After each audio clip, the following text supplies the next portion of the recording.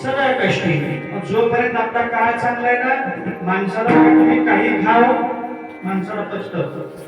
आपला काळ चांगला असतो काही खा, नुसतं तुम्ही ठेसन भाकर रोटी खा, तुम्ही रोटी ठेसा खा पचत, शिळी खा, 2-2, 3-3 दिवसाची खा, पचत. पण काही दिवसानंतर आपला काळ जर संपला, साजूक तुपातला शिरा सुद्धा पचत नाही. नुसतं काळं पाणी पिलं तर काळं पाणी सुद्धा पचत नाही. का? कारण त्यावेळेस आपला काळ संपलेला असतो. म्हणून आपला जोपर्यंत काळ आहे, काळाचे प्रकार आम्हाला माहिती आहे, वर्तमान, भूत, वर्तमान, भविष्य.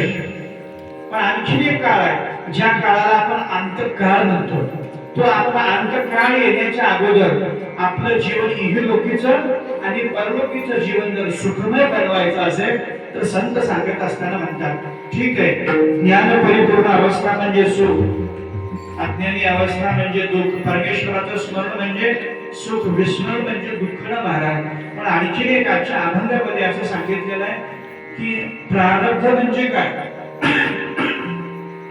सुख कळलं, दुःख कळलं, पण प्रारब्ध म्हणजे काय. तर संत म्हणतात, प्रारब्ध ज्याला आम्ही नशीब म्हणतो, ज्याला आम्ही दैव म्हणतो, तर प्रारब्ध म्हणजे तिसरं काहीही नसून गत जन्मातील कर्माचा फलभोग म्हणजे प्रारब्ध.